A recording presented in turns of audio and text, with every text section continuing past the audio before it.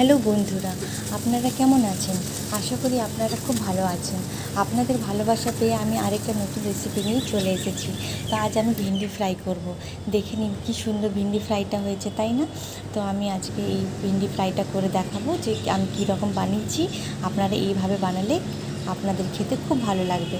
তো দেখুন, আগে আমি তেল দিয়ে দিলাম। এর মধ্যে আমি শুকনো লঙ্কা, তেজপাতা আর জিরে, গোটা জিরে দিয়ে ভালো করে তেলটাকে গরম করে নেব। এরপর আমি রসুন আর কাঁচা লঙ্কা দিয়ে ভেজে নেব, আর তারপর আমি পেঁয়াজগুলোকে ভাজবো। তো আমার তেলটা গরম হয়ে গেছে। এর মধ্যে রসুন আর কাঁচা লঙ্কা দিয়ে দিলাম।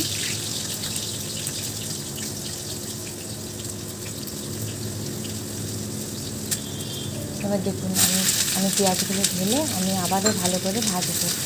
এটাকে কিন্তু এমনভাবে ভাজতে হবে যাতে খুব বেশি ভাজা না হয়ে যায়, কেন কি এরই মধ্যে ভিন্ডিগুলো দিয়ে আমাকে ফ্রাই করতে হবে।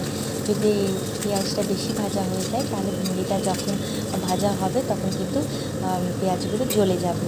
তাই দেখুন, শুধু কাঁচা ভাবটা চলে গেছে। এর মধ্যেই আমি কিন্তু ভিন্ডিগুলো দিয়ে ভালো করে নাড়াচাড়া করে ভেজে নেব।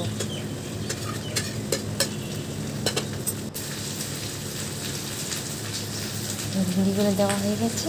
এর মধ্যে আমি কিন্তু নুন দিয়ে দিচ্ছি আর হলুদ গুঁড়ো দিয়ে ভালো করে নাড়াচাড়া করে ভেজে নেব। তো আপনারা এইভাবেই কিন্তু বানাবেন ভিন্ডি ভাজা, তাহলে খেতে এত ভালো লাগবে আর মুচমুচেও হবে। এটা রুটির সাথে, পরোটার সাথে খেতে খুবই ভালো লাগবে। তো আমি নুনটা তো দিয়েছি, এর মধ্যে আমি হলুদ গুঁড়ো দিয়ে দেবো। এই দেখুন, হলুদ গুঁড়ো দিয়ে দিলাম। এবার নাড়াচাড়া করে ভালো করে ভেজে নেব। তো আপনারা কিন্তু এইভাবেই বানাবেন। একবার এই রেসিপিটা বানিয়ে আমাকে কমেন্ট করে জানাবেন যে কী রকম হয়েছে। আপনাদের এই কমেন্ট পেলে আমি কিন্তু খুব খুশি হব, আর আমার মধ্যে আরও এনার্জি আসবে যে আমি নতুন নতুন ভিডিও নিয়ে আপনাদেরকে দেখাই,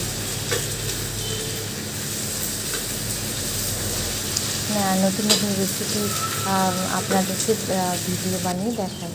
তো আমার ভিন্ডিটা দেখুন যে কীভাবে ফ্রাই হয়ে গেছে। এরই মধ্যে আমি জিরের গুঁড়ো দিয়ে দিলাম, ধনের গুঁড়ো দিয়ে দিলাম, লঙ্কার গুঁড়ো দিয়ে দিলাম, আর আমি এর মধ্যে কর্নফ্লাওয়ার দিলাম, আর এর মধ্যে আমি বেসনও দিয়ে দিলাম। এগুলো সব দিয়ে ভালো করে নাড়াচাড়া করে ভেজে নেব।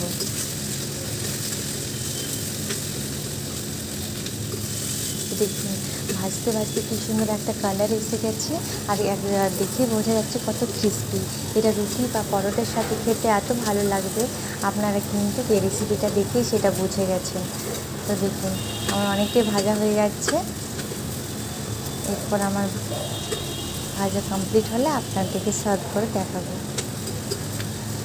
দেখুন, এর কাজ প্রায় শেষ। শুধু এটাকে ভালো করে নাড়াচাড়া করে ভাজতে হবে, পুড়ে যেতে দেবেন না। এটা যখন ভালো করে ভাজা হয়ে যাবে তখন লাস্টে এর মধ্যে কিন্তু লেবু দিয়ে দেবো। এই লেবু যদি গন্ধরাজ লেবু পড়ে না, তো কী সুন্দর গন্ধ এর মধ্যে লাগে, আর খেতে খুব ভালো লাগে। চাট মশলা দেওয়ার কোনো দরকার নেই। এই দেখুন, গন্ধরাজ লেবু দিয়ে দিচ্ছি। এর গন্ধটাই এত সুন্দর, আর চাট মশলার যে টেস্টটা থাকে সেটা কিন্তু এই লেবুটা দিলেই সেটা চলে আসবে। এই দেখুন, সুন্দর হয়ে গেছে না বন্ধুরা? এরকম আপনারা বাড়িতে বানাবেন আর বানিয়ে খাবেন। আর ছোটো ছোটো বাচ্চাদের আপনি এই রেসিপিটা বানিয়ে দেবেন, তাহলে কিন্তু ওরা খেতে খুব পছন্দ করবে। অনেক বাচ্চাই আছে ভিন্ডি খেতে চায় না, তারা তো এই এই ভিন্ডি ভাজাটা পেলে এত ভালো লাগবে যে আর অন্য কিছু খাবেই না। Thank you.